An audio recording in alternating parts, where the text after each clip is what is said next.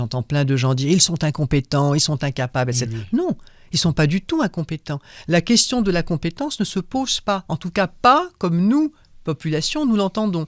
La compétence consisterait à prendre les problèmes qui se posent et à trouver des solutions. Ce n'est pas du tout leur problème. Leur question à eux, c'est trouver les problèmes qu'ils se posent ou inventer de nouveaux problèmes de manière à nous mener au type de société vers laquelle ils veulent aller.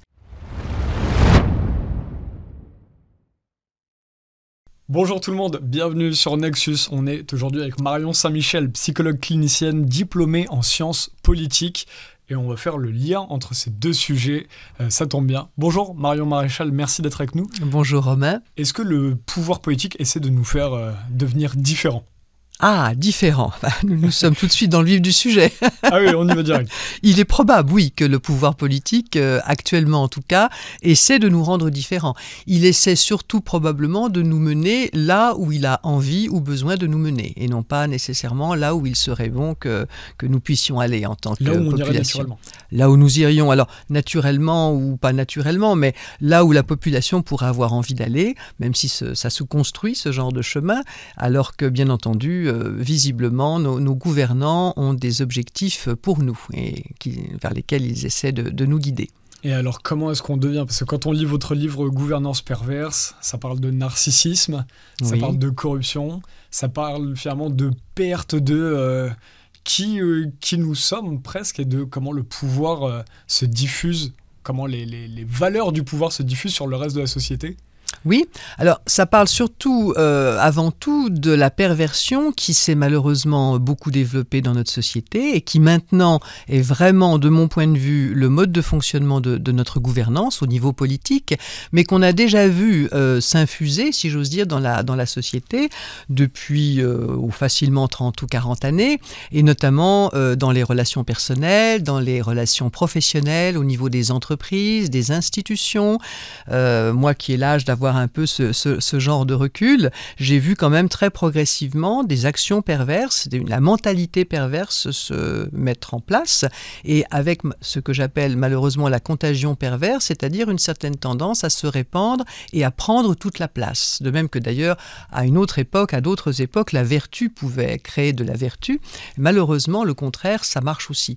La perversité crée de la perversité, et c'est un petit peu tout le problème que nous avons aujourd'hui, je crois. Qu'est-ce que vous avez vu, par exemple, comme exemple de... Les grands principes de la perversion, c'est en général d'avoir des objectifs qui ne sont pas déclarés et qui sont des objectifs qui ne sont pas bons pour les personnes pour lesquelles vous les avez, qui ne sont pas officiels, qui ont tendance à faire du mal et qui, d'ailleurs, il y a une jouissance dans la perversion, il y a un plaisir à faire du mal, il y a une jouissance à faire du mal, mais surtout, il y a la personne perverse ou le système pervers, moi je préfère aujourd'hui parler du fait que nous sommes dans un système pervers, va avoir tendance effectivement à déclarer que nous allons dans un certain objectif et finalement à viser l'objectif contraire.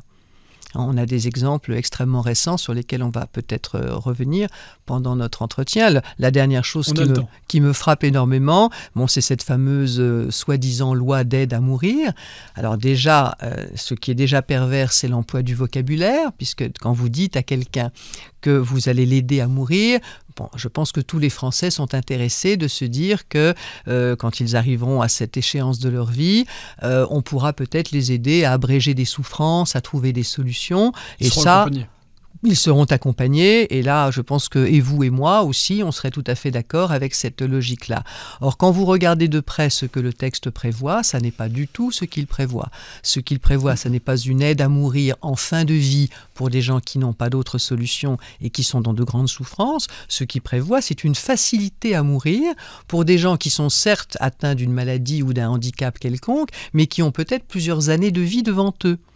Donc vous voyez, première perversion, on emploie des mots, le rôle du vocabulaire et des mots employés, c'est extrêmement important dans la perversion. On emploie des mots qui vous donnent tout de suite une impression plutôt favorable.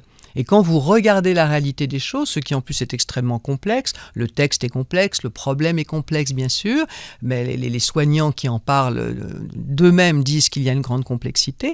Et quand vous regardez le détail de tout ça, ça n'est pas du tout ce qui est important, ça n'est pas du tout ce qui fait sens. Hein, ce qui fait sens, c'est qu'on propose à des gens de mourir de plus en plus facilement et sans donner, de mon point de vue, mais surtout du point de vue des soignants qui en parlent et qui, à mon avis, ce sont les personnes qu'on devrait écouter sur un tel sujet. Ils sont tous vent debout contre cette loi et on ne les entend pas.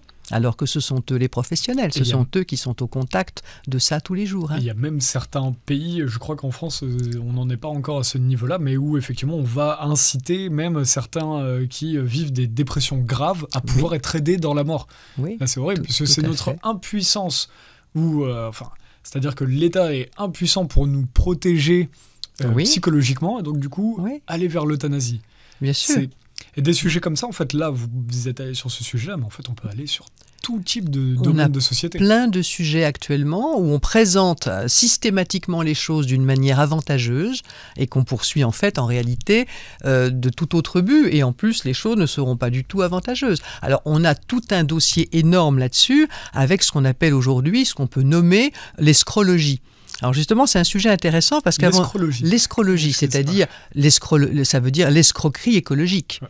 Et pour vous dire l'escroquerie écologique, donc quelqu'un comme Aldo Sterone que j'apprécie a fait un très bon bouquin là-dessus.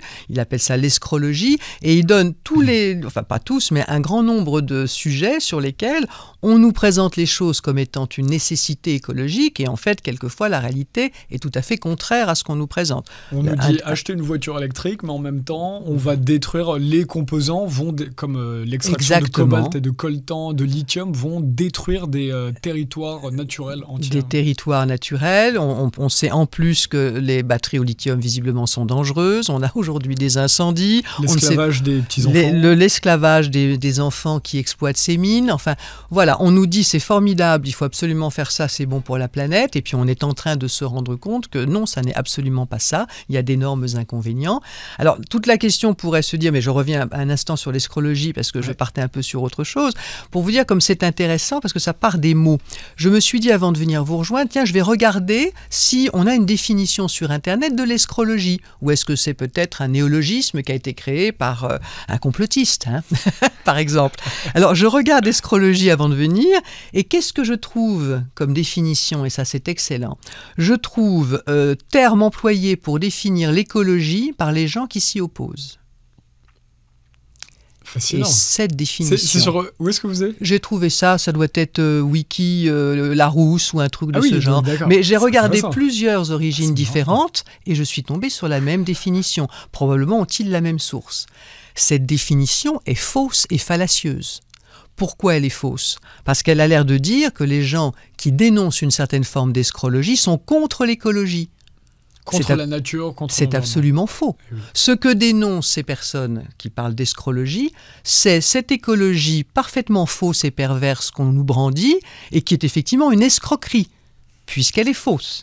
Les problèmes ne sont pas là où on nous montre qu'ils sont. Donc vous voyez que déjà dans la définition du mot, je ne sais pas qui a trouvé cette définition, mais je ne pense pas qu'elle soit arrivée comme ça par hasard. Je pense que personne, et notamment moi, parlant d'escrologie ou dénonçant le fait qu'on utilise parfois faussement, par exemple la question du carbone, la question du réchauffement climatique, tout ça porte énormément à caution et à réflexion.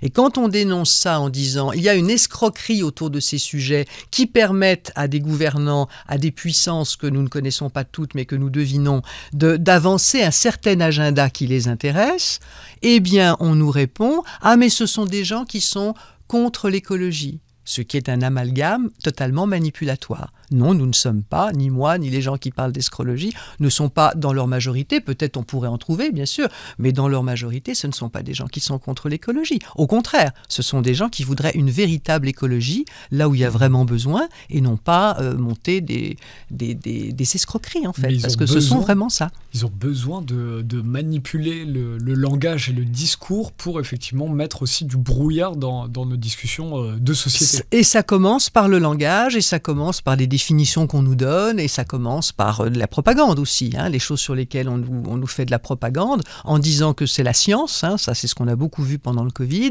la science a dit que, mais quelle science a dit que ? La science autorisée, celle qu'on a accepté de faire venir sur les plateaux, pendant que plein d'autres scientifiques disaient le contraire.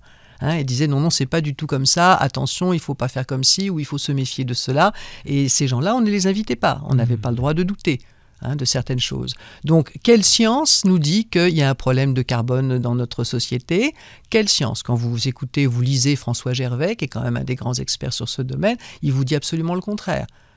Le carbone n'est pas un problème, visiblement, sur le plan de l'écologie. Il y a d'autres problèmes. Le plastique dans les océans, ça doit être un énorme problème, et on voit bien qu'il y en a d'autres. Il y a des vrais problèmes environnementaux, mais bien entendu. Mais l'État ne nous parle même pas de cela. Il nous parle, si, alors là, on vient d'avoir apparemment un séminaire gouvernemental où notre président a invité, je crois qu'il y a 60 personnes qui sont prêtes à signer pour les océans. Donc, de temps en temps, ils font peut-être aussi des choses bien. Il ne faut rien caricaturer. Mais par contre, on utilise un certain nombre de thèmes qui sont des thèmes de propagande. Et la question qu'il faut absolument que les gens se posent à chaque fois, c'est ça sert qui? Il y a quoi derrière? Quels sont les intérêts qui vont se manifester? Particulièrement les intérêts financiers. Comment va-t-on faire de l'argent, par exemple, en dénonçant tel ou tel problème? Et ça, c'est utile à qui? Les voitures électriques qui vont ruiner l'Europe, ça sert qui, à part la Chine? Alors, qu'est-ce qu'il faut imaginer? Que les Chinois sont derrière et que les Chinois sont en train d'arroser copieusement de prébendes et par toutes les corruptions possibles nos dirigeants européens pour qu'ils envahissent le marché européen avec leurs voitures. Est-ce que c'est ça qu'il faut penser? Vous avez un journaliste qui s'appelle Jean Robin qui développe des thèses de ce genre en disant qu'il y a belle lurette que les gouvernants français et européens en général sont en partie au moins approchés par la Chine et servent les intérêts chinois. La question se pose. Ça ou d'autres intérêts, bien entendu.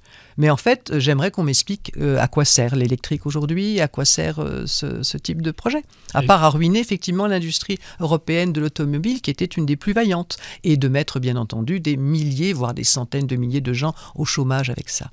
Donc la question vraiment, j'ai écrit ce livre pour que les gens se posent des questions bien sûr. Pas pour y répondre car je n'ai bien entendu moi non plus pas les réponses, mais je voudrais dire aux gens, méfiez-vous de ce discours tout fait, de ce discours pré-produit qu'on a énormément vu pendant le Covid, et demandez-vous à chaque fois quel intérêt cela sert. Et c'est là où c'est intéressant, parce que ces intérêts, pour rembobiner, et on en est venu à parler de ce sujet-là, parce que oui. on parlait justement de nos dirigeants.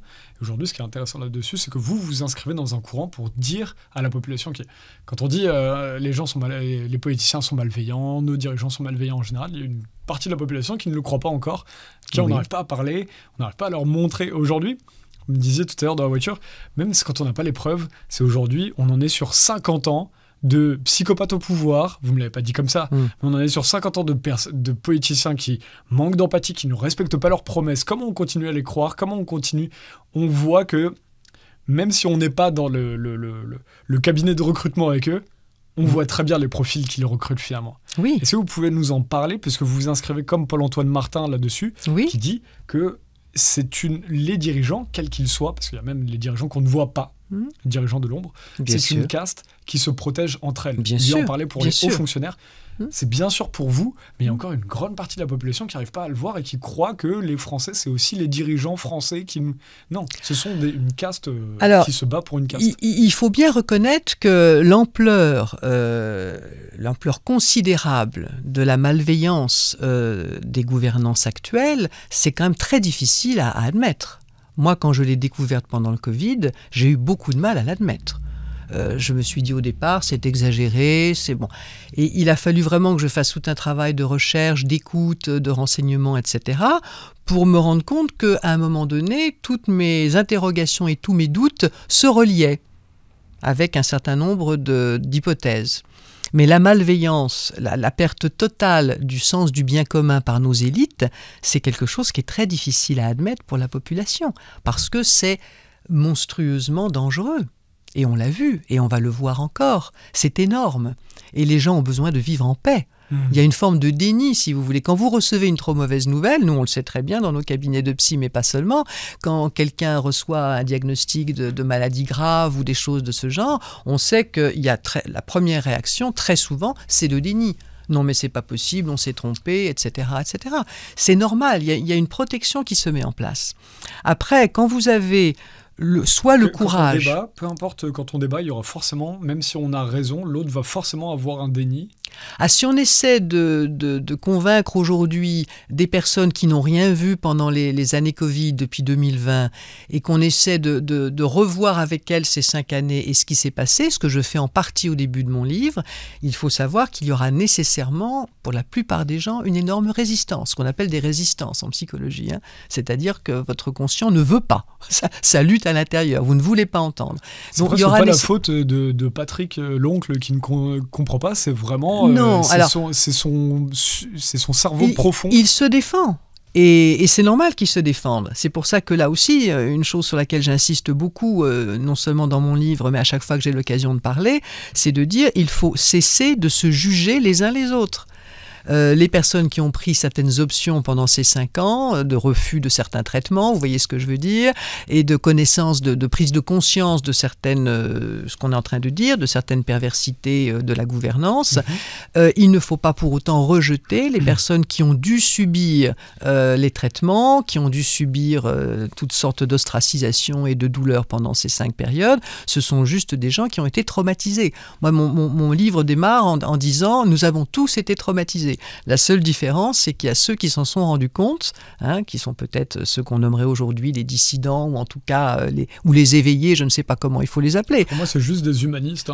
Oui, ou des humanistes, bien sûr. Qui demandent un système cohérent et qui rejettent l'incohérence actuelle. Tout à fait, tout à fait. Il y a plusieurs façons de les nommer. Il faudrait trouver les indociles, en tout cas, certainement.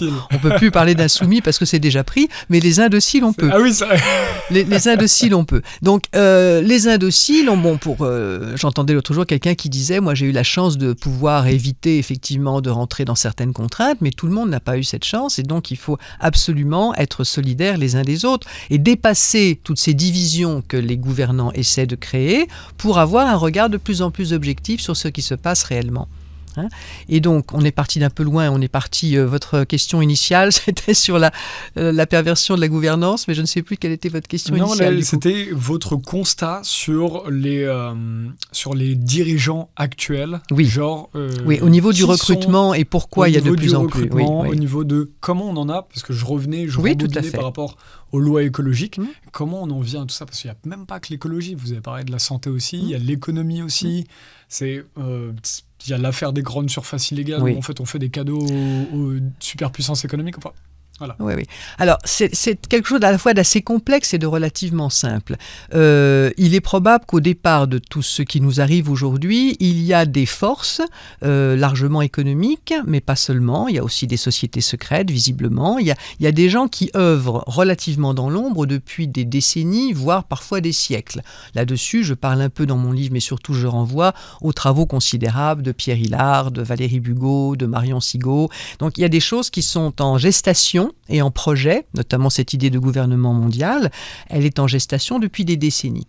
Après, c'est des propos forts, mais c'est prouvable, c'est documenté. C'est acquis dans l'histoire. Oui. Pourquoi est-ce qu'aujourd'hui, les gens n'arrivent pas... Est-ce que c'est juste un manque d'histoire ou est-ce que psychologiquement, il y a quelque chose qui fait que les gens rejettent cela ? Déjà, on ne leur apprend pas ça du tout à l'école. Oui, okay. Absolument ça, pas. On nous apprend... À l'école, moi je vois bien avec mon petit-fils ou autre, on nous apprend à l'école, c'était moins le cas dans ma génération, mais c'est de plus en plus le cas dans les générations qui suivent, une histoire qui est totalement soit fausse, soit extrêmement biaisée, limitée, sporadique. Enfin, on n'a que quelques éléments historiques. On ne nous apprend pas, bien entendu, l'histoire secrète. On pourrait dire l'histoire ésotérique, l'histoire de ce qui se passait en sous-main, et on nous présente une histoire digérée, un digest que les populations peuvent accepter et qui conduit là encore les populations dans certaines pensées et pas dans d'autres. Donc il faut déjà aller voir l'histoire beaucoup plus intime du monde depuis quelques décennies pour comprendre qu'il y a des forces à l'œuvre qui vont dans le sens d'un gouvernement qui leur serait profitable, comme ça a toujours existé. Maintenant, on essaie de nous faire croire que non. Mais le pouvoir a toujours essayé de se maintenir en force. Depuis Machiavel, il a toujours essayé d'éliminer les contradictions et il a toujours essayé de réduire les populations également, surtout les populations considérées comme étrangères ou comme hostiles. Donc là-dessus, il n'y a vraiment rien de nouveau. Sauf que depuis visiblement quelques décennies, les choses se sont accélérées Alors à l'occasion de l'histoire et de ce qui s'est passé, et notamment aussi des techniques qui se sont améliorées, la numérisation, l'Internet a permis effectivement de centraliser beaucoup d'informations, de centraliser beaucoup de pouvoir. Il y a eu la mondialisation, il y a eu la création des multinationales. On disait à l'époque, je m'en souviens très bien, on était dans les années 70 là, et on disait que les multinationales c'était dangereux, mais c'était pas encore la grande époque des multinationales. Mais quand ça s'est constitué, il y a plein de voix qui se sont élevées en disant attention, ces sociétés risquent de devenir plus puissantes que les États. On y est.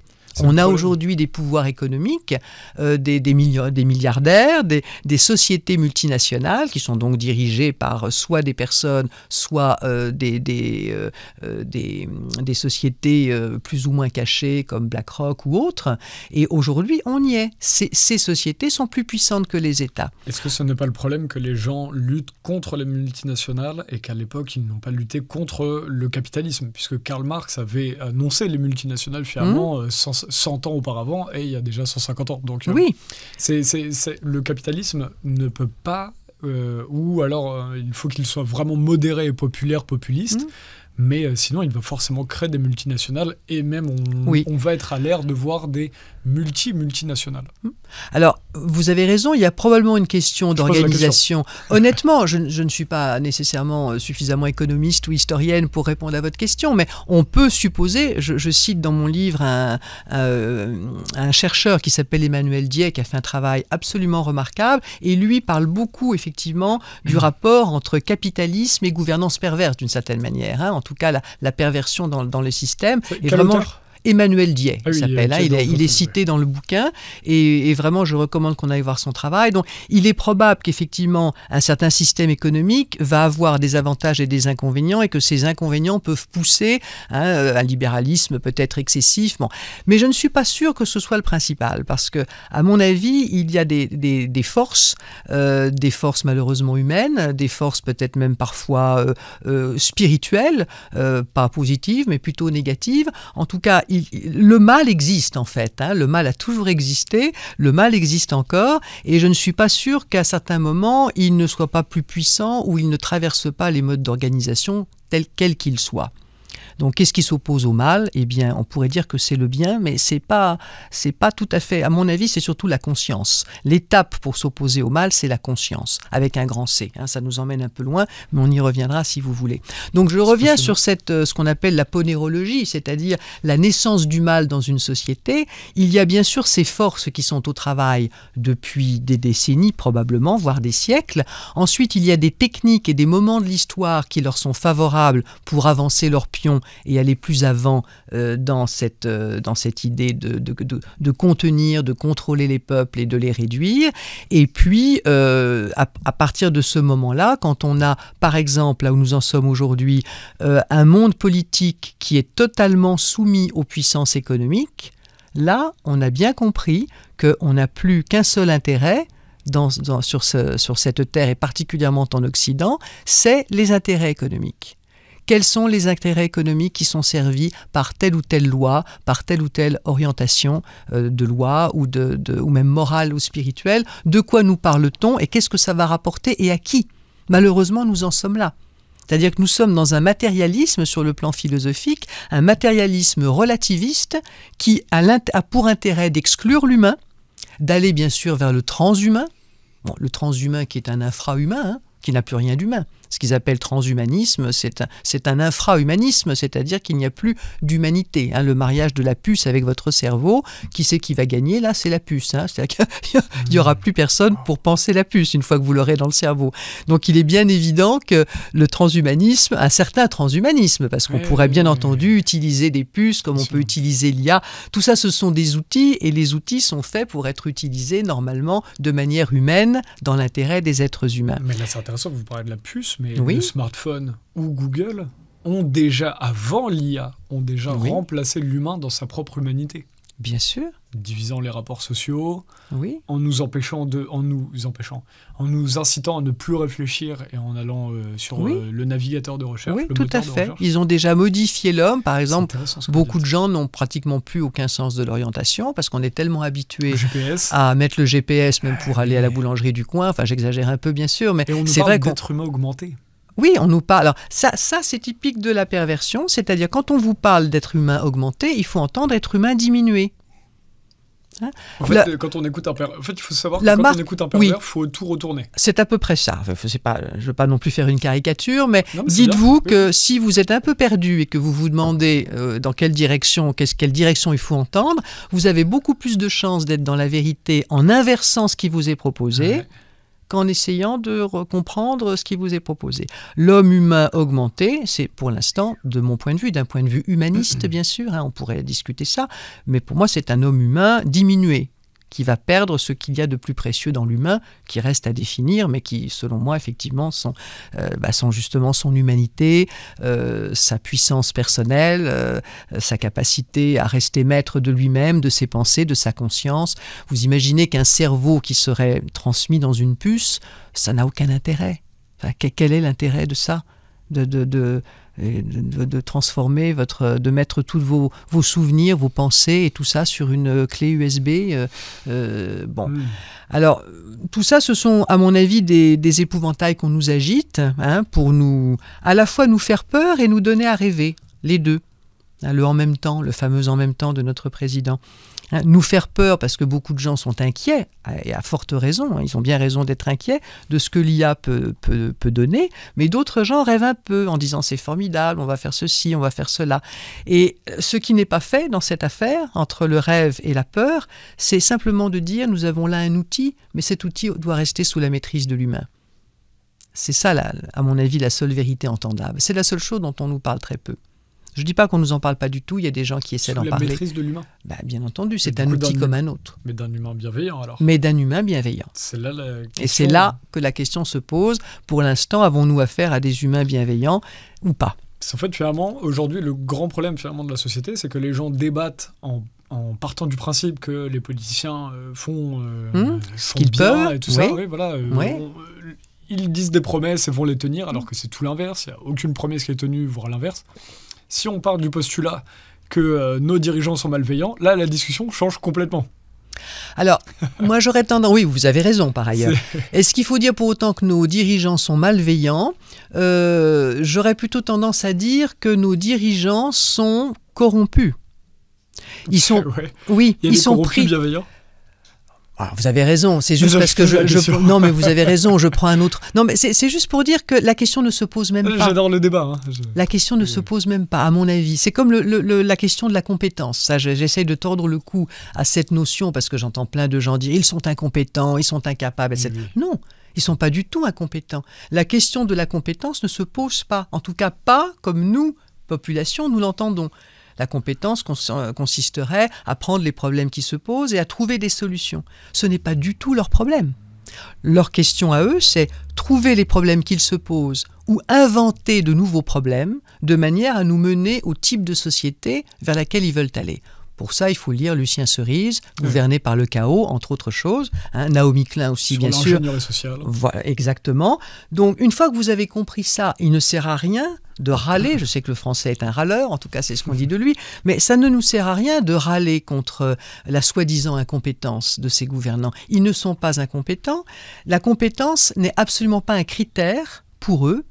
Alors, bien entendu, comme ce n'est pas, et je reviens un peu, on était en train de voir comment naît en fait une gouvernance perverse, c'est-à-dire comment le mal s'infiltre dans une société, ce qu'on appelle la ponérologie. Oui. On revient à ça, c'est-à-dire que ces personnes ne sont pas recrutées pour leurs compétences. Alors, bien entendu, un certain nombre d'entre elles vont être très incompétentes, parce qu'elles ne sont pas recrutées là-dessus.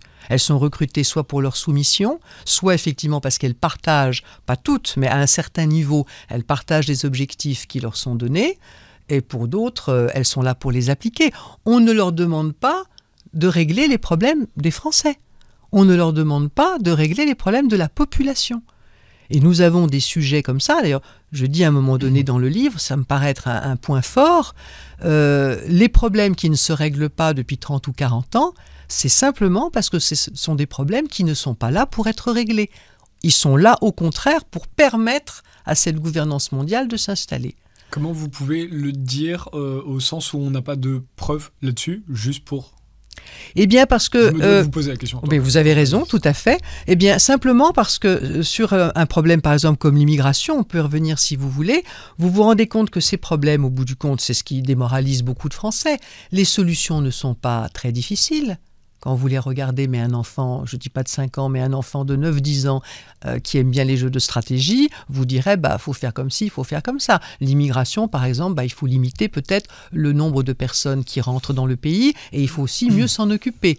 Il faut leur assurer un avenir chez nous, leur apprendre le français, leur trouver un travail, etc. On ne fait ni l'un ni l'autre. Ni on limite les flux. On est dans un entre-deux. On est comme d'habitude dans un entre-deux.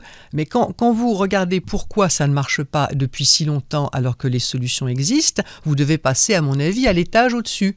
Et je reprends la question, qui ça sert et à quoi ça sert?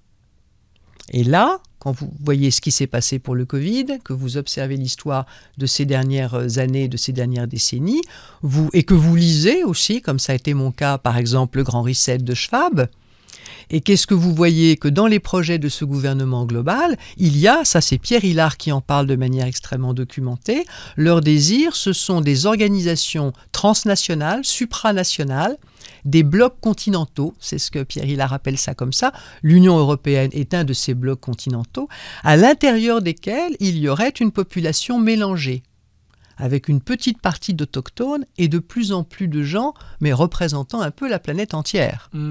Un total mélange, le multiculturalisme, si vous voulez, porté à son acmé, à son maximum. Pourquoi ça? À quoi ça sert, ça?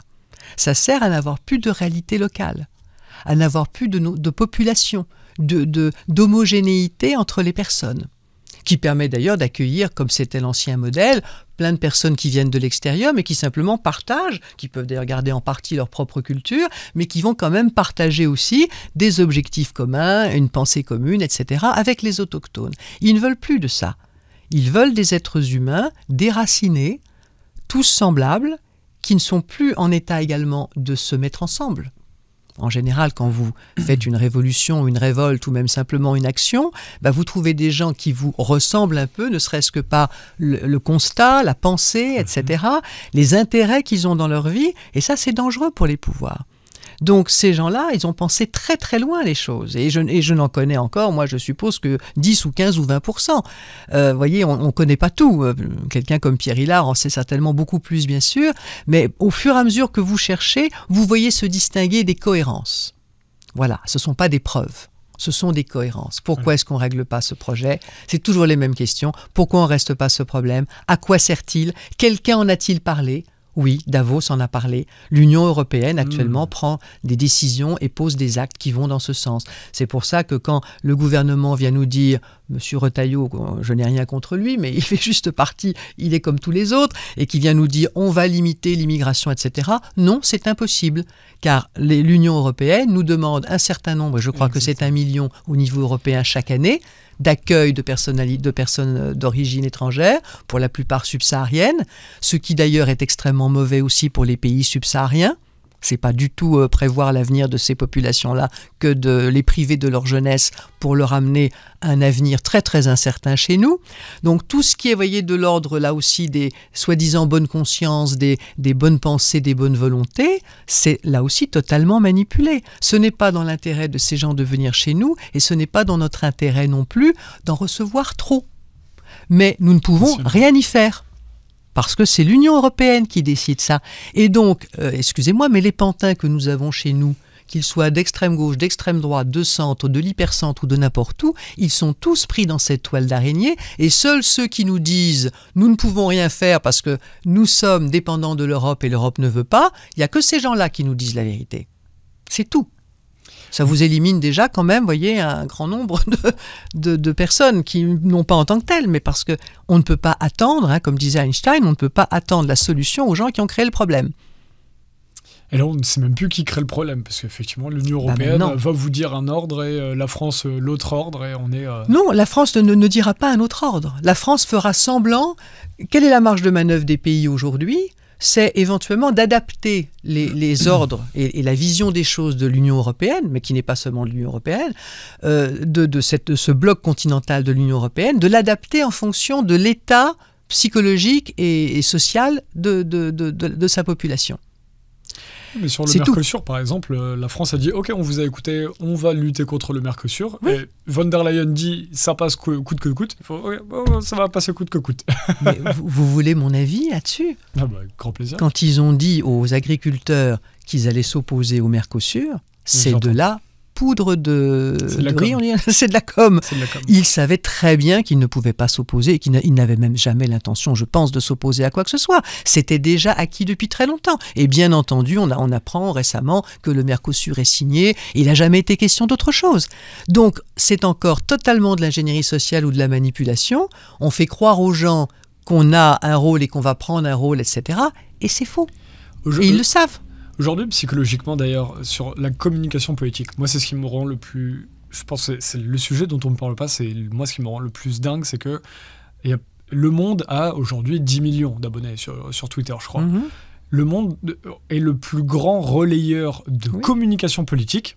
C'est-à-dire Bruno Le Maire va dire « J'ai sauvé l'économie française », alors qu'il avait endetté de 1000 milliards la France. Et derrière, tous ces journaux-là mainstream, j'ai pas envie de parler beaucoup d'eux, mais j'ai envie de savoir qu'est-ce qui se passe dans la tête d'un être humain, et vous vous intéressez à la politique et à la psychologie, qu'est-ce qui se passe dans la tête d'un citoyen moyen qui en fait va lire ça et puis se dit « Ok, il nous rapporte la communication politique et puis c'est très bien ». Il n'y a pas de contre...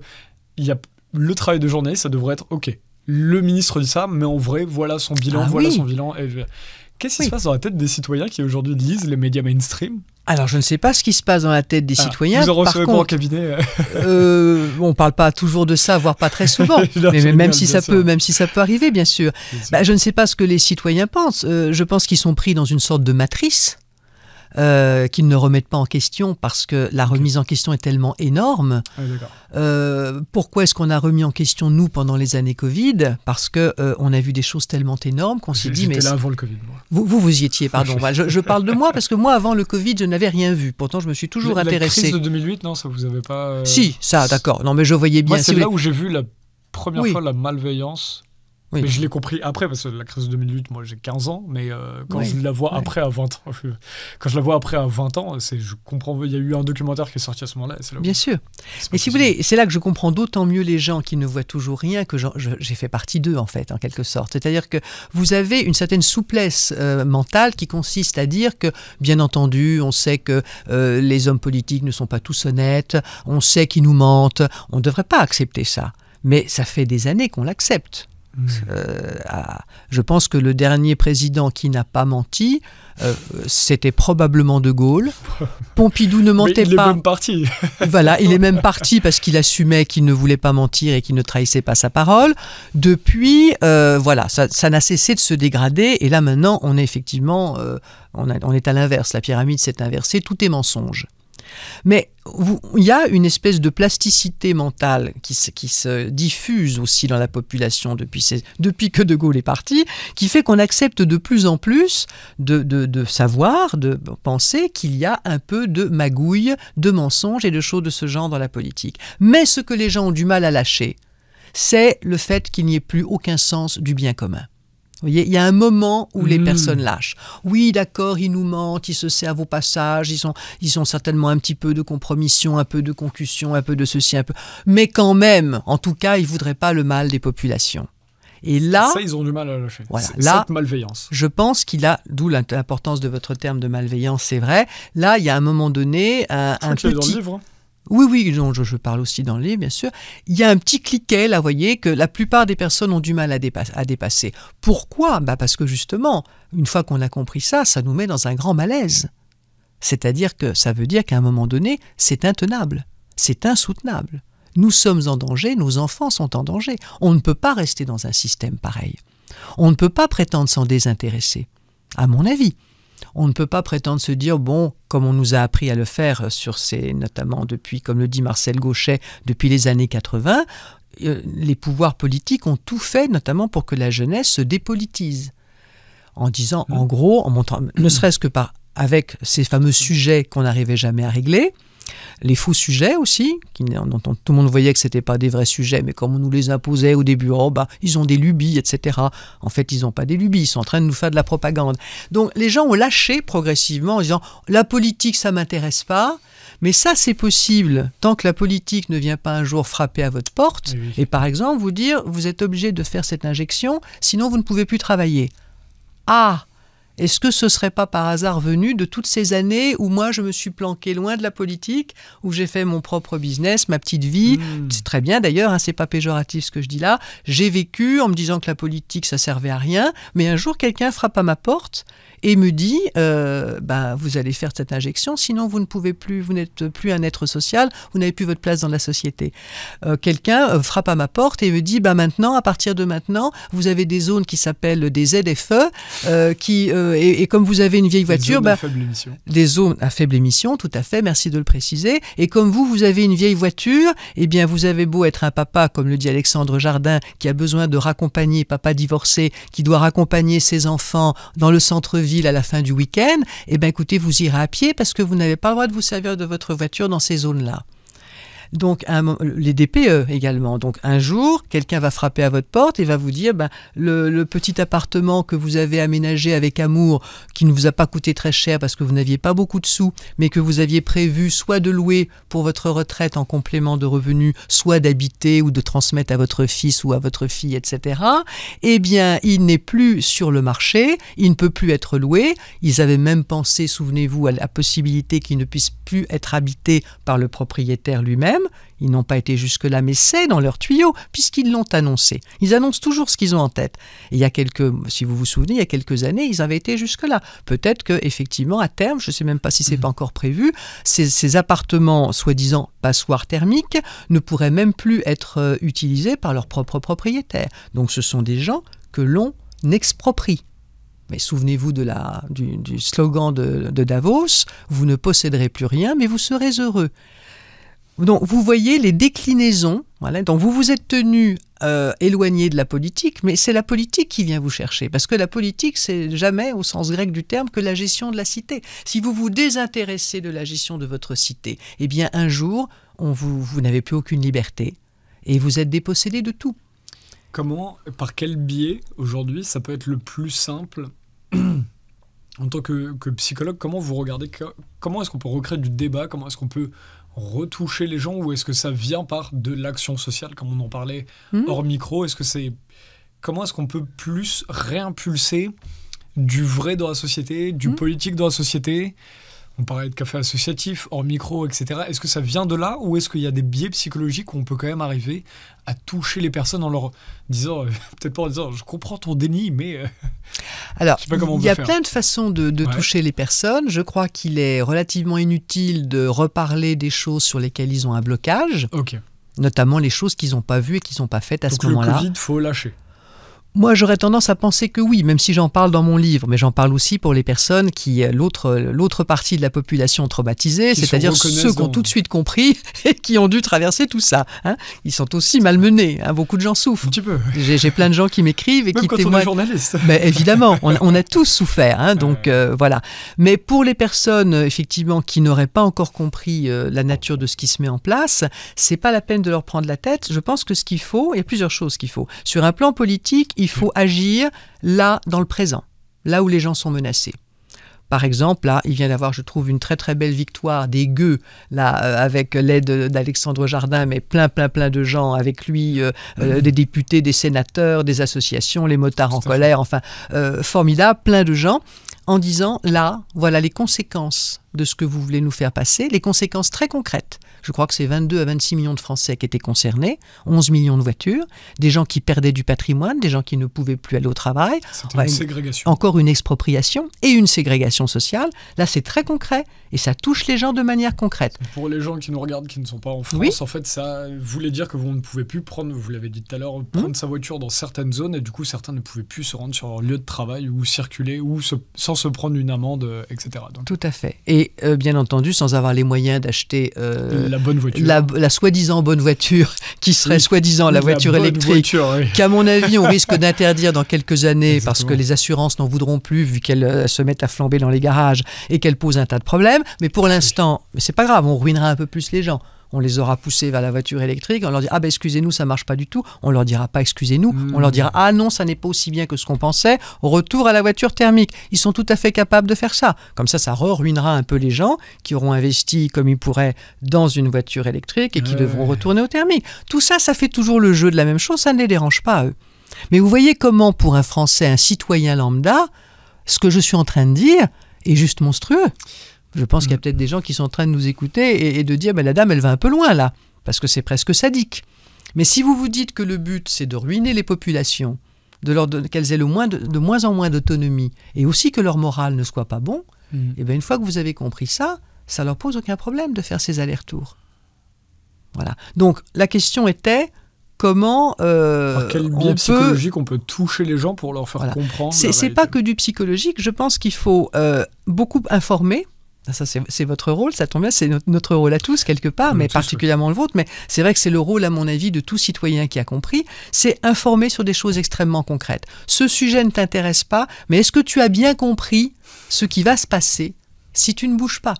Quand on va venir taper à ta porte et qu'on va te dire là c'est terminé, là on peut aussi le faire sur la monnaie numérique. On nous dit pour l'instant que jamais, j'écoutais Christine Lagarde l'autre jour qui nous a dit que jamais les espèces ne disparaîtraient. Voyons. On nous avait aussi dit qu'il n'y aurait jamais de passe sanitaire et encore moins obligatoire. Voyons. Ce serait une bonne formule, un bon mantra d'ailleurs pour notre société en ce moment. Simplement, voyons. Voyons. On entend un homme politique. Voyons. Ça pourrait être. Il pourrait y avoir un hashtag voyons sur Twitter ou autre. On pourrait lancer un truc comme ça. Ouais. Donc voilà, il faut parler aux gens de choses vraiment très concrètes dont ils ne se rendent pas compte que ça va les concerner. On a la même chose pour la loi sur l'aide à mourir. Malheureusement, c'est très compliqué en termes de communication pour les raisons qu'on disait tout à l'heure, à savoir que beaucoup de personnes, quand ils entendent « aide à mourir », formidable, on ne va pas me laisser tomber quand cette heure sera venue pour moi, alors que ça n'est pas ça du tout. C'est une ouverture au droit à demander la mort pour des personnes qui ont encore plusieurs années de vie possibles dans des conditions qui peuvent être vraiment prises en charge. Il faut écouter ce que les soignants nous disent là-dessus. Et voilà. Mais on n'écoute pas du tout les soignants. Le gouvernement, la commission qui a rejeté tous ces amendements de bon sens, est-ce que vous vous rendez compte que l'amendement qui demandait simplement à ce qu'il y ait une collégialité de la décision, ce que nous faisons, moi j'ai évidemment travaillé un peu en hôpital dans ma formation, la collégialité des équipes, ça, c'est valable pour toutes les décisions importantes pour le patient. La mort du patient ne serait pas une décision importante. Là, on n'a pas besoin de collégialité. Les amendements qu'ils ont rejetés et la façon dont ils ont prévu cette loi démontrent les mauvaises intentions qui sont derrière. Voilà. Sans aller jusqu'au ce qui s'est passé pendant le Covid, qui démontre aussi qu'ils n'ont pas l'intention d'être très, très généreux avec les personnes âgées. Mais ça, on pourrait en parler encore d'une autre manière. Donc, je reviens à mon propos, pardon, je m'éloigne souvent un petit peu. Donc, c'est passionnant. Très concrètement, il faut parler aux gens de ce qui va les concerner dans leur vie réelle, quotidienne, immédiate, concrète. Les DPE, ça concerne plein de gens. Alors, ils commencent évidemment par les personnes les plus fragiles. Mais ce que j'explique aussi dans le bouquin, c'est que s'il y a peut-être une certaine bourgeoisie un peu bobo actuellement qui pense être du bon côté du manche et qui se dit en gros quand ce sera plus vivable en France, on ira vivre aux États-Unis, parce que c'est ça que c'est un certain nombre de ces gens ont en tête. Néanmoins, pour ce que dit l'économiste Gaël Giraud. Oui, il dit qu'il faut faire ça. Non, il dit que c'est ce qu'ils vont faire. Les gens, la caste sait très bien que ça va aller vers ça. Oui. Les banquiers d'affaires savent très bien que ça va là-dessus. C'est pas grave, ce sont des apatrides. Là, ils se nourrissent ici, puis ensuite ils iront ailleurs. Voilà. Donc en fait, on est sur des personnes qui, selon lui, préparent déjà un après pour eux, mais où la population, elle, va être bloquée ici. Je pense qu'il a totalement raison. Mais c'est déjà le riche qui va en Suisse ou en Belgique, pour le riche français. Bien sûr. Je pense qu'il a totalement raison et que du coup, bien entendu, la masse de personnes, d'ailleurs on voit bien qui est-ce qui a réagi, les gilets jaunes, qui est-ce qui a fait les gilets jaunes, ça ce ne sont pas les bourgeois. Et pourtant il paraît que 80% des Français soutenaient les gilets jaunes, mais ils ne sont pas allés sur les ronds-points et ils ne sont pas allés les soutenir concrètement. Donc effectivement, les gens qui peuvent, je dirais, nous reconstruire construire une France, ce sont les gens qui ne pourront pas partir. Ce que Charles Gave appelle, il appelle ça les gens des bateaux et les gens, je ne sais plus, des arbres, je crois, ou quelque chose comme ça. Ceux qui ne partiront pas. Et notre pays, voilà, s'il doit y avoir une France encore dans 10, 15 ou 20 ans, elle sera faite avec des gens qui ne seront pas partis et qui doivent reprendre leur souveraineté. Ça, c'est clair. Donc, il y a un travail politique qui consiste à informer et agir, comme l'a fait le mouvement des Gueux, sur des choses extrêmement concrètes. Pas trop grosses, faut travailler sur le terrain. Les grands principes et tout ça, c'est pas la peine. Il faut agir sur le terrain. Il faut dire non, en fait. Très concrètement, à un certain nombre de choses. Après, il y a tout le travail qui me concerne plus en tant que psy, qui est le travail de renforcement moral des populations. Il faut absolument prendre soin des gens. Ah bah oui, c'est beau. Renforcement moral des populations. Oui, renforcement moral. Il y a un travail, ma collègue Marie-Estelle Dupont appelle ça l'effondrement psychique des populations, mais il est vrai qu'il y a un travail de ces gouvernants pervers, de cette gouvernance perverse, je préfère le mettre en termes de système, parce que c'est beaucoup plus vaste. Il y a un travail pour décourager les gens, pour leur casser le moral, pour les déprimer. Pour les dévaloriser. Pour les dévaloriser, pour les humilier. Souvenez-vous que le pervers jouit de la destruction de l'autre. Donc il y a un travail pour une autodestruction des personnes, ce qui d'ailleurs est, de mon point de vue, totalement l'esprit de cette loi d'aide à mourir. C'est qu'à un moment donné, le focus que l'on met sur les personnes âgées, quand on sait que c'est déjà elles qui se suicident le plus aujourd'hui, ce sont les hommes de plus de 85 ans dont le taux de suicide est en forte augmentation aujourd'hui. Et qu'est-ce qu'on est en train de dire à ces personnes âgées ? Vous ne comptez plus pour nous, la société n'a pas d'intérêt à vous défendre, donc c'est quand vous voulez. C'est open bar, vous partez quand vous voulez. Et à côté de ça, pour vous montrer la toile d'araignée, à côté de ça, le soin en diminution.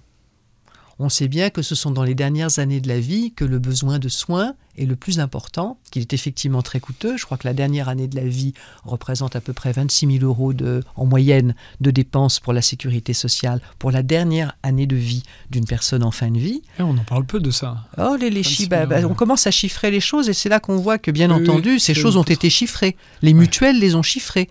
Des chiffres sont sortis d'1,4 milliard d'économies probables avec la mise en place de cette loi. Parce qu'effectivement, comme le soin diminue et que la possibilité d'être euthanasié augmente, voyez le système, comment il va être tout simple. Donc, qu'est-ce qui va se passer?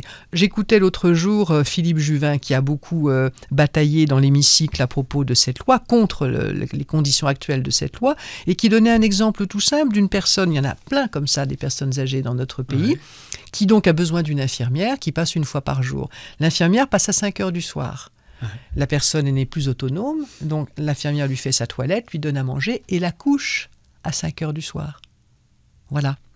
Alors, la personne, elle dit, moi, c'est pas ma vie, en fait. Moi, j'ai peut-être besoin de me relever, j'ai besoin d'aller aux toilettes, j'ai besoin d'écouter la radio ou la télé un peu plus tard. Bon, là, je suis couché à 5 heures du soir. Ça n'est pas vraiment respectueux de la personne. C'est pas humain. C'est pas humain. Mais il n'y a qu'une seule personne qui peut passer une fois par jour. Donc, si vous aviez quelqu'un qui peut passer 3 fois par jour et qui repasse à 11 heures du soir pour coucher la dame, elle garde une qualité de vie, elle garde un certain plaisir à vivre. Pourquoi voulez-vous qu'elle demande? Si vous dites aux gens qui sont précieux, ça aussi tous les soignants en témoignent. Les personnes qui arrivent en soins palliatifs, ils ont à peu près, je crois, déjà ils ont assez peu, mais je crois que c'est 1 à 3% de demandes à mourir. Au bout de à peine une dizaine de jours, ça tombe à 0,3%. C'est-à-dire les gens demandent à mourir parce qu'ils ne sont pas accompagnés dans leur détresse. Dès que vous... Enfin, c'est ce que les soignants nous disent. Et évidemment, moi, je suis totalement d'accord avec ça. Ça me paraît juste être du bon sens. Parce qu'on leur dit qu'ils ne servent plus à rien. Si on leur dit qu'ils ne servent plus à rien et qu'ils ont... Les soins diminuent, les soins vont coûter de plus en plus cher, les gens vont avoir de moins en moins d'argent vu ce travail de destruction qui est en cours. Donc, ces gens vont effectivement se vivre comme un poids pour leur descendance.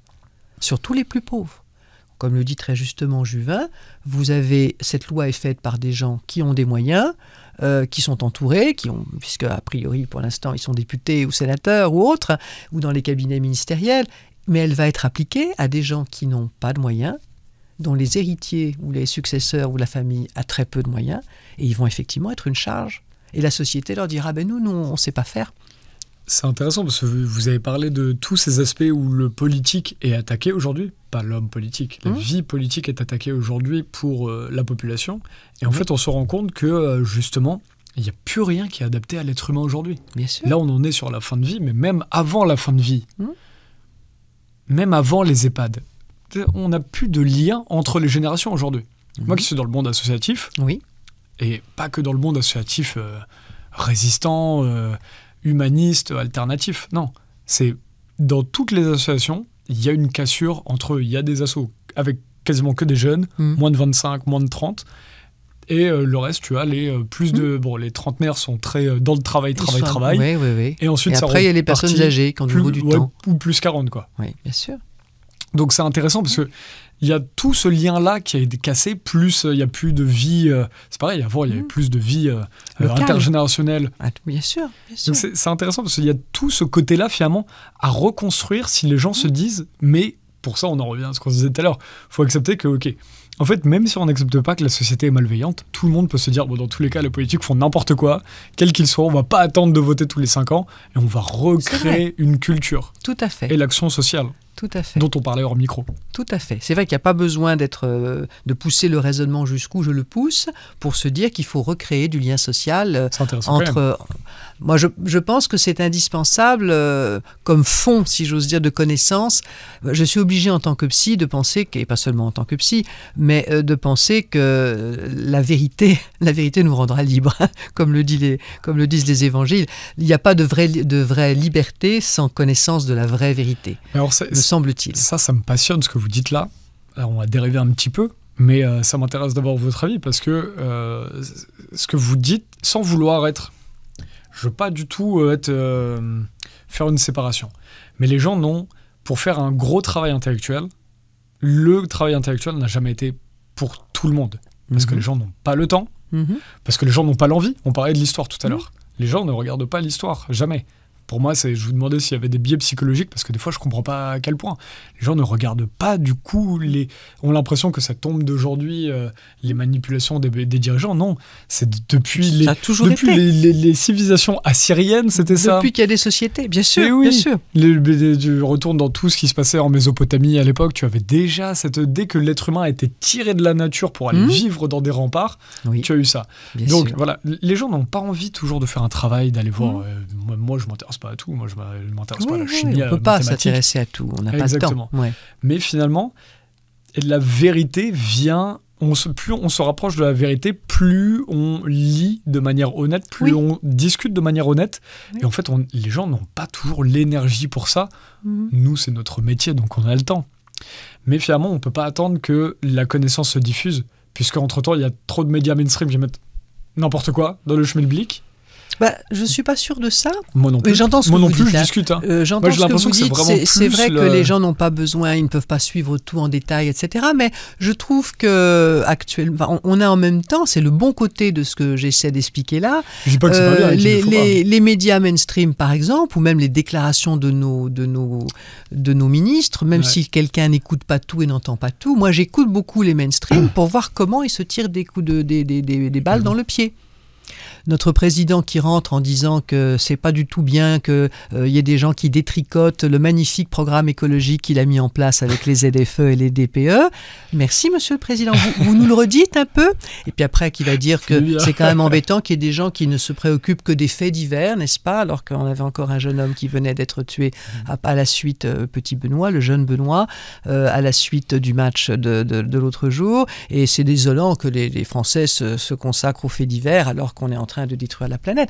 Cet homme est tellement hors sol par rapport... En même temps, il subventionne c'est là où ils sont forts. C'est qu'en plus, il subventionne en masse les associations pour les jeunes, où les jeunes sont, sur protéger l'environnement. Et les jeunes n'ont aujourd'hui pas d'intérêt. Je le sais parce que j'étais dedans la dernière décennie. Ils n'ont pas d'intérêt à s'intéresser à la précarité. Parce qu'on est full sur... On a les subventions.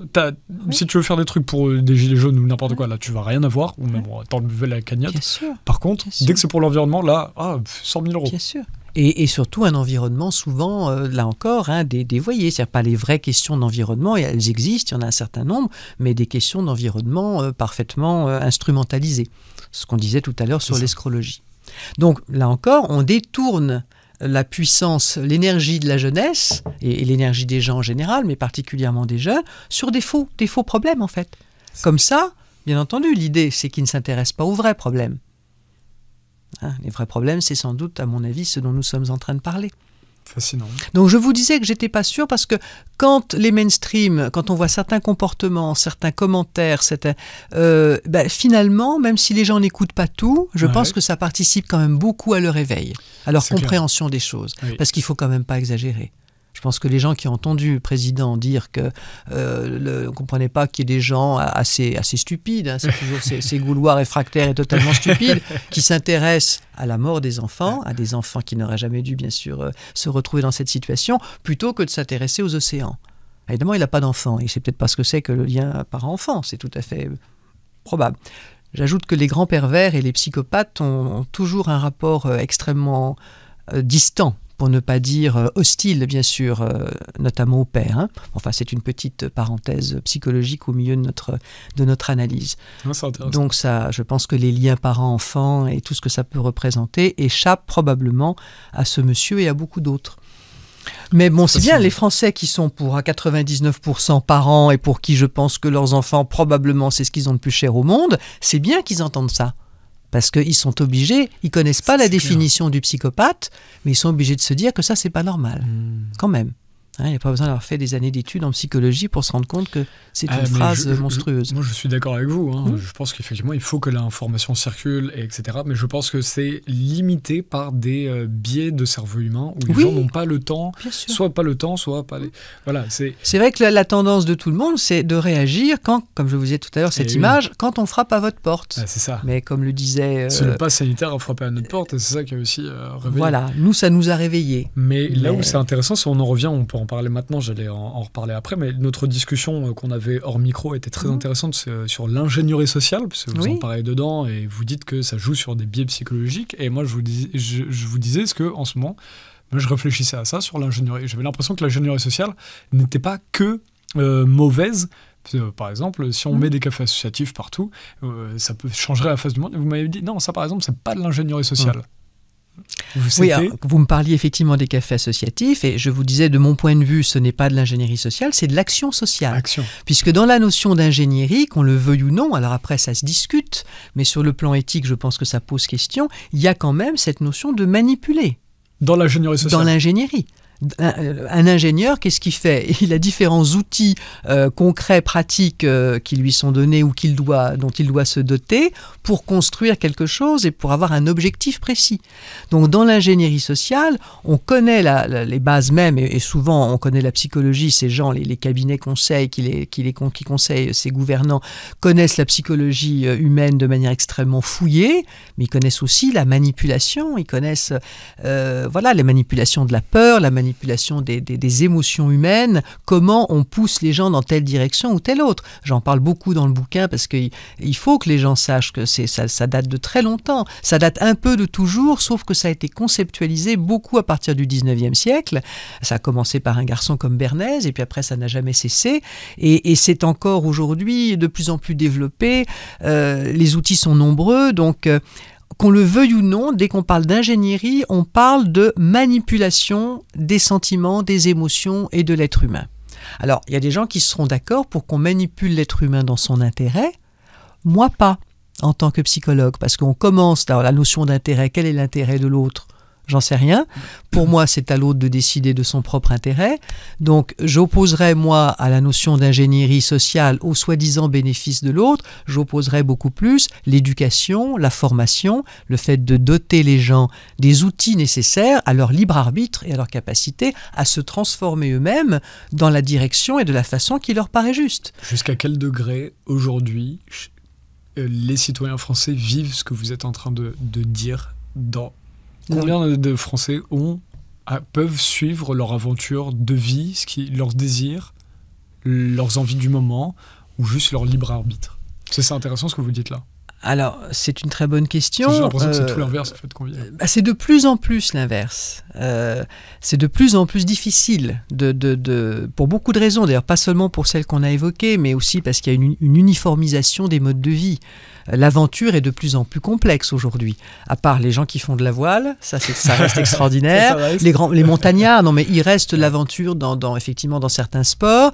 Il reste bien entendu, de mon point de vue, l'aventure intérieure et l'aventure spirituelle. Non, mais même si on est passionné de psychologie, la psychologie est une aventure. Écrire un livre, c'est une aventure. Bien sûr, tout à fait. Mais trouver aujourd'hui une voie qui soit vraiment personnelle reste tout à fait possible. Et moi, je pense qu'il faut l'encourager et que ce sera, j'espère, de plus en plus possible. Mais ça n'est évidemment, vu tout ce qu'on vient de dire à l'instant, absolument pas favorisé ni par l'école, par rien de ce qui est institutionnel. L'institutionnel, il veut des gens programmables et programmés au maximum. Donc si, comme moi, vous voulez un peu de liberté, avoir le droit de faire vos propres erreurs et de rechercher vos propres objectifs, il faut savoir que vous avez les institutions et la société contre vous, en tout cas les gouvernants contre vous. Donc il faut retrouver cette liberté, mais ça c'est beaucoup dû à l'éducation, mais là aussi l'éducation, on ne peut plus compter que sur l'école. Donc il faut que les parents, Marie-Estelle Dupont, son dernier bouquin est très bien là-dessus, comment être parent en temps de crise, c'est-à-dire comment les parents doivent prendre le relais, apprendre aux enfants à réfléchir, leur faire connaître d'autres choses dans l'histoire que ce qui est enseigné à l'école, leur apprendre la liberté, leur apprendre la responsabilité, le libre arbitre, tout ça, ça s'apprend. Ça s'apprend de différentes manières et aussi par l'exemple. Mais c'est plus la société qui l'apprend. Donc il y a un travail évidemment à faire. Là, c'est le travail un peu, pas seulement des psys, mais de chacun, pour retrouver la souveraineté personnelle. Et là, du coup, alors j'adore moi cette différence que vous faites entre ingénierie sociale et action sociale, puisque l'action sociale, du coup, ça voudrait dire proposer et laisser la liberté aux gens de venir, de faire, de s'approprier la chose, d'en faire ce qu'ils veulent, et là de se découvrir. Si vous créez des cafés associatifs pour que les gens se parlent... Il y a d'autres exemples, mais là on parlait de ça. Oui, bien sûr, là on parlait de ça, mais toutes les initiatives qui permettent aux gens de se retrouver au-delà des différences, au-delà même des strates sociales, les agriculteurs, avec des ouvriers, avec des ingénieurs, etc. Et sur des sujets, de se retrouver de manière conviviale éventuellement et de pouvoir discuter, échanger, créer des choses en commun, ça c'est extrêmement important. C'est créer du lien dans la société, nous sommes des êtres de lien et ça n'est pas manipulatoire. Enfin en tout cas, tout dépend de l'intention.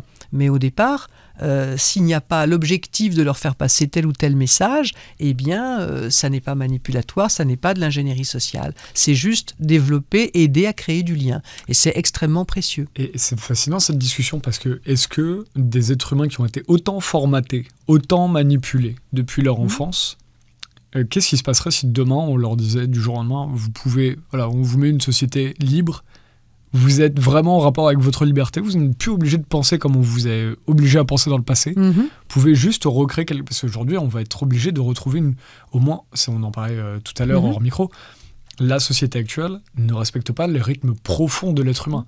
On doit se lever à telle heure, travailler de telle heure à telle heure, faire tel truc comme ça, toujours lundi au vendredi. Les gens deviennent fous tous. Oui. Comment est-ce que vous voyez, ça intéresse, on n'avait pas prévu d'en parler, mais comment est-ce que vous voyez demain si on avait quelqu'un qui vient, qui fait table rase, allez, hop là, plus de Macron, plus d'oligarchie, on remet une société, on va faire une société du mieux possible. Comment les gens réagiraient face à la liberté ? Alors, je pense que la liberté, comme beaucoup d'autres choses, ça s'enseigne. C'est un processus. Si on dit à un petit enfant de 3-4 ans, tu es totalement libre, malheureusement des parents font ça, tu manges que tu veux, tu t'habilles comme tu veux, tu vas à l'école quand tu veux, ça va évidemment être un désastre. Qu'est-ce qui se passe? C'est qu'en général, on fait les choses pour lui et on lui explique pourquoi on les fait comme ça. Et plus on avance, et plus on lui donne la responsabilité de faire par lui-même. Donc, et on lui montre qu'on le fait nous-mêmes. Alors, il y a la valeur d'exemple qui peut être utile, bien sûr, en tout cas pour les parents, mais dans une démocratie qui pourrait exister un jour en France, puisqu'elle n'existe plus aujourd'hui, la notion de liberté va se reconquérir, à mon avis, par celle de responsabilité. C'est-à-dire que, et ça risque déjà de faire drôle effectivement pour un certain nombre de gens, il s'agirait d'être responsable de ses actes, que ce soit peut-être par exemple avec des modalités de démocratie plus directes, par exemple, moins représentatives, mais plus concrètes, où les gens participent concrètement, plus locales aussi, parce que ça n'est qu'au niveau local qu'on peut vraiment changer les choses. Donc la liberté, si on doit la retrouver, ce que j'espère de tout mon cœur, va passer par la prise de responsabilité de plus en plus importante qu'on pourra donner aux citoyens, leur rendre leurs responsabilités. Ça va quand même passer par un processus pédagogique, parce qu'au départ, il y a des personnes certainement qui refuseront, qui trouveront plus confortable d'être représentées même par des gens malveillants que de devoir prendre la responsabilité d'eux. Mais il y aura toujours des gens qui préféreront la liberté. La liberté a un coût. Et la responsabilité. Et la responsabilité. Parce que même la responsabilité, ça s'apprend. Mais bien sûr. La liberté s'apprend par la responsabilité. La responsabilité s'apprend aussi, bien entendu. Vous avez tout à fait raison. Ça s'apprend. On ne prend pas des responsabilités comme ça du jour au lendemain sans avoir été équipé pour ça. Donc la liberté, on dit aussi souvent qu'elle a un coût, bien entendu. Elle suppose de savoir prendre des risques. Elle suppose donc d'accepter le coût du risque. Le coût et le goût également. On peut avoir le goût du risque, mais on peut avoir le coût du risque. Il y a un risque à vivre. C'est ce que beaucoup de nos... C'est aussi une chose aussi très perverse que pendant le Covid, ils ont essayé de nous faire croire. C'est-à-dire que ce qui était important, c'est qu'il n'y ait soi-disant pas de risque et qu'on fasse toutes ces choses extrêmement déplaisantes et lourdes à vivre pour éviter le risque de mourir. Mais la question qui se pose, c'est faut-il éviter à tout prix le risque de mourir ou faut-il essayer de vivre libre? Ce sont deux choses qui n'ont rien à voir. Est-ce que la vie vaut la peine d'être vécue en prison? Que ce soit une prison mentale ou une prison réelle. Voilà. Qui a besoin de vivre libre? Qui ne peut pas vivre sans liberté? C'est toute la question. Hein. Est-ce qu'on est capable d'accepter ce risque-là? C'est passionnant. J'aime beaucoup l'idée d'apprendre la liberté. Il faudrait même faire des petits ateliers comment vivre comment on vivrait si on était libre. Il faut aussi faire relire. Il faut faire lire à nos enfants. Il faut relire Peggy. Il faut relire nos philosophes. Alors une des choses que je cite dans le livre, effectivement, sur la souveraineté personnelle, quand on voit toutes les choses dévoyées qu'on nous présente, comment est-ce qu'on retrouve notre axe? Comment est-ce qu'on ne se retrouve pas abruti et confusionné, puisque c'est le but, par toutes ces dérives perverses qu'ils nous mettent dans tous les domaines? C'est en relisant les anciens. Vous voyez ? Si vous lisez Montaigne, si vous lisez, alors peut-être pour certains c'est plus difficile, les Grecs qui ont fait des choses magnifiques, mais simplement Montaigne est tout à fait accessible. Il faut relire les philosophes. On a même aujourd'hui des philosophes contemporains qui disent des choses très intéressantes. Vous lisez Alexis Haupt, ces deux bouquins sur le complot-sophisme, c'est pas très compliqué à lire, c'est relativement bref, et ça vous met les idées en place sur ce qui s'est passé pendant 5 ans. Donc il faut revenir à la philosophie, à la psychologie et aux valeurs anciennes telles qu'elles ont été transmises depuis des siècles, parce que cela n'était pas pervers. Cela nous parle des racines profondes, humanistes et concrètes de notre humanité.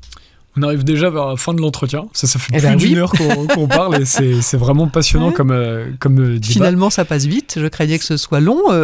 J'espère que pour nos spectateurs et auditeurs, ce ne sera pas trop long. Je pense que c'est très fluide. Ok, j'espère.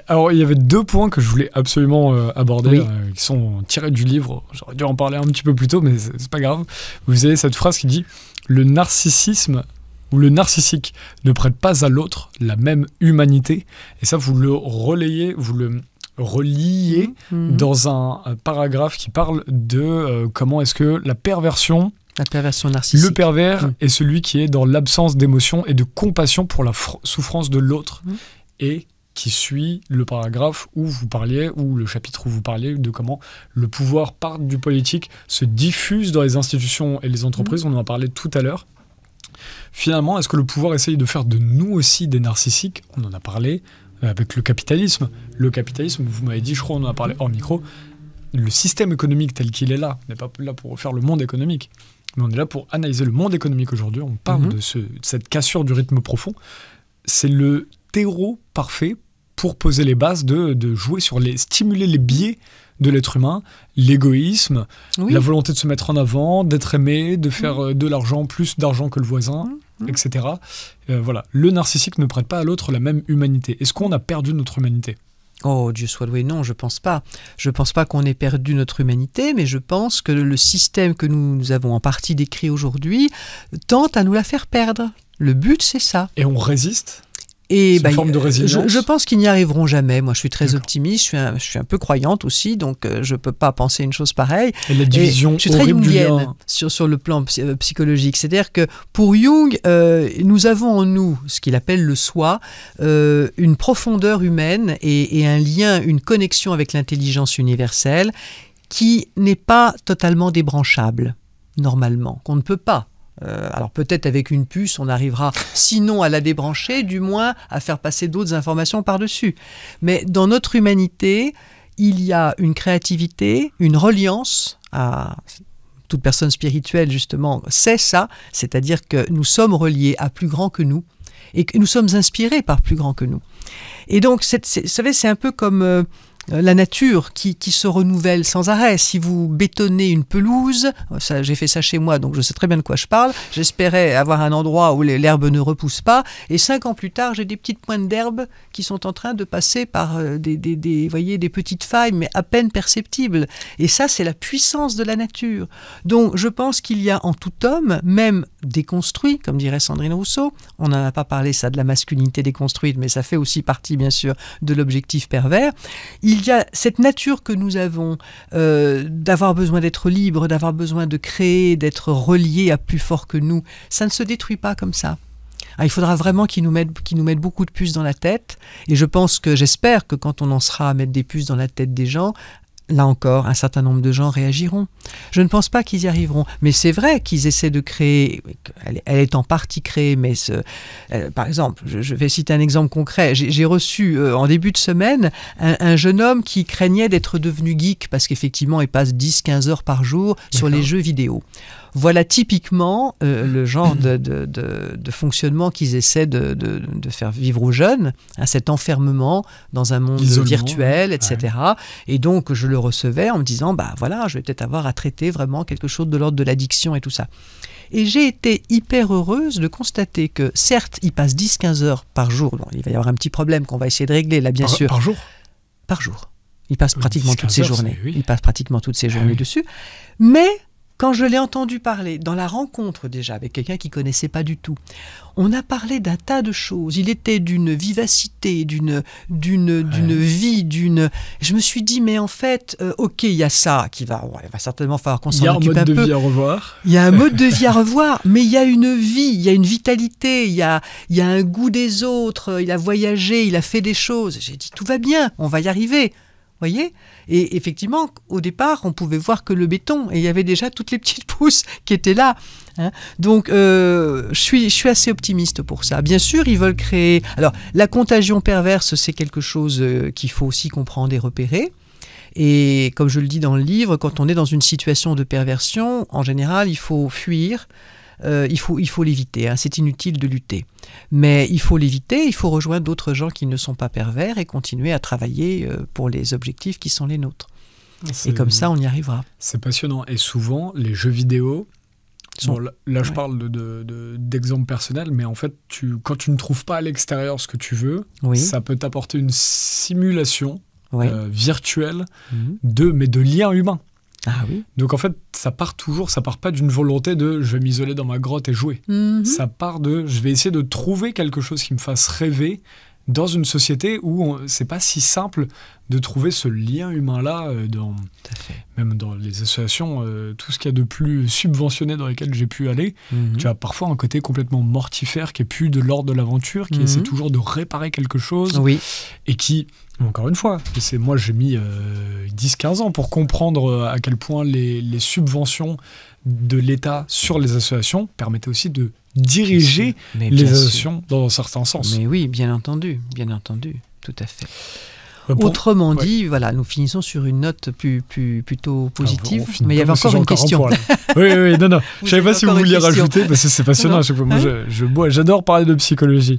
La dernière chose, on en a parlé tout à l'heure, j'avais pris du livre que vous nous aviez envoyé, Gouvernance perverse, ça, on incite les gens à aller le voir, c'est aux éditions Marco Pieter. D'ailleurs, j'avais pas dit, heureusement qu'il y a des éditeurs libres, il y a quand même pas mal d'éditeurs libres aujourd'hui et ça permet d'avoir toute cette production littéraire qui a... Voilà, on en reçoit d'autres aussi en général.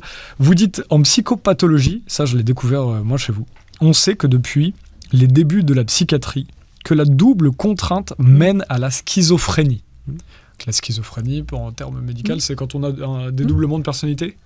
Oui, en quelque sorte. Très rapidement. C'est compréhensible et une illustration triviale pourrait en être cette mère disant à son fils, je cite, « Sors mon fils, c'est de ton âge, mais tu brises le cœur de ta pauvre mère. » Cet exemple a des airs de « en même temps ». On en revient à Macron. Oui, bien sûr. Ça a des airs de « en même temps », ne trouvez-vous pas ? Mais en matière de langage, comme de psychologie, les deux se tenant étroitement, la double contradiction est impossible. Une porte ne saurait être à la fois ouverte et fermée. Il s'agit donc d'un piège, d'une mauvaise blague, et si vous tentez de la résoudre, vous finirez par devenir fou. La seule solution devant le « en même temps », c'est le refus, ne pas rentrer dans le jeu. C'est vous expliquer après ce paragraphe comment la double contradiction nous fait presque on tend encore à devenir des schizophrènes. C'est un peu la même chose. On ne devient pas schizophrène, mais ils nous font tendre. Non, Dieu soit loué, on ne va pas aussi rapidement là ça. Mais par contre, ça crée ce qu'on appelle de la dissonance cognitive. Hein. C'est aussi très résumé. Viens ici, fous le camp. Ah bon, j'entends viens ici, j'entends fous le camp. Je ne sais pas ce que j'entends. J'entends deux choses contradictoires sur un même sujet, bien sûr. Hein. Cognitif, c'est tout ce qu'on connaît. La dissonance, c'est quand on est séparé. La dissonance, c'est quand ça ne va pas, c'est pas cohérent. Voilà. Donc je ne trouve pas, et notre esprit, notre cerveau est très bien fait pour ça, pour trouver là, à l'endroit où il va y avoir un lien entre deux choses qui peuvent paraître très différentes, mais quelquefois elles s'excluent totalement l'une l'autre, et à partir du moment où j'entends deux choses qui s'excluent l'une et l'autre, au début je vais chercher à savoir s'il y en a une qui est plus vraie que l'autre, ça c'est sûr, et quand je n'y arrive pas, et qu'on me fait ça très souvent, je vais me retrouver en situation de dissonance, c'est-à-dire que je quitte le contact, je cesse de penser à la chose, je pars, je me coupe, voyez ? Donc ça crée de la confusion, et ça crée je renonce à penser. C'est évidemment très favorable à la soumission, à l'obéissance. Je comprends rien, on a vu ça pendant le Covid, on me donne des ordres stupides et contradictoires, mais on me dit que c'est pas contradictoire, alors au début je réfléchis, ah bon, alors pourquoi c'est pas contradictoire ? Puis finalement, évidemment, je trouve pas parce qu'il n'y a rien à trouver, et donc à ce moment-là, avec la fatigue, à un moment donné, je cesse de réfléchir. Et là, comme beaucoup de gens ont fait, j'obéis à ce qu'on me demande, et puis voilà, c'est une possibilité, tout le monde ne l'a pas fait, mais bien sûr, ça favorise l'obéissance, ça favorise la confusion. La confusion favorise l'obéissance. Donc il faudrait repérer le fameux en même temps. En même temps, c'est pas possible sur certaines choses. Il y a des choses qui sont possibles. Je peux aimer en même temps le café et le thé. Mais par exemple, je boirais difficilement un café et un thé en même temps. Et surtout, une porte ne peut pas être ouverte ou fermée en même temps. Je reviens un instant sur cette loi de fin de vie, cette ouverture à la possibilité de transgresser l'interdit de tuer, ce qui reste quand même un des fondamentaux universels de la civilisation, des civilisations humaines évoluées.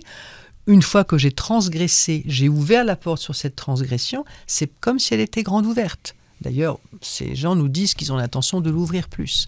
Donc, je suis dans un domaine où je n'ai pas d'autre choix. Et c'est ce que le relativisme combat. Mais il a tort en disant à un moment donné, la porte, elle est fermée ou elle est ouverte.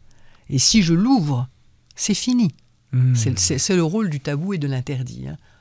Aussi bien sur le plan psychologique que sur le plan, on pourrait dire, plus global. Passionnant. Voilà. Bon, on en a balayé. Merci Romain, on a fait un bon tour d'horizon. Mais je pense que c'est très important. C'est ce qu'on s'est dit quand on s'est rencontrés. La psychologie, c'est vraiment le mode d'emploi de l'être humain. Si on ne comprend pas comment on marche, on ne comprend pas ce qui nous arrive aujourd'hui. Oui. Parce qu'en face, et ça, vous me l'avez dit, on n'en a pas Ils connaissent très très bien notre psychologie. Ils connaissent très bien. Ils savent très bien comment nous mener là où ils veulent, oui. Et donc dans un monde où on peut facilement être manipulé, on doit connaître la psychologie pour éviter d'être mené en bateau. Ce serait mieux. Ce serait mieux. Gouvernance perverse. Vous pouvez le trouver aux éditions Marco Pieter, Marion Saint-Michel qui était avec nous et c'était passionnant. N'hésitez pas, le dernier magazine Nexus est en kiosque et sinon vous pouvez les commander sur nexus.fr. Plus vous êtes d'abonnés, plus on peut faire de tirages et plus on peut propager la bonne parole, dans la parole libre. La parole libre, la plutôt, parole libre, exactement. Voilà, il ne faut pas essayer de faire une autre propagande, il faut essayer de montrer la propagande telle qu'elle est. Ah oui, déjà de montrer et puis d'essayer de proposer des choses libres. Ensuite, les gens prennent et l'intelligence collective fera le reste. Exactement. Et on peut être dans l'espérance à ce propos. Ah oui, beaucoup d'expérience pour l'être humain. Ouais. Et ça a été encore plus avec des discussions comme ça. Merci Romain. Merci beaucoup. À bientôt. À bientôt. Au revoir.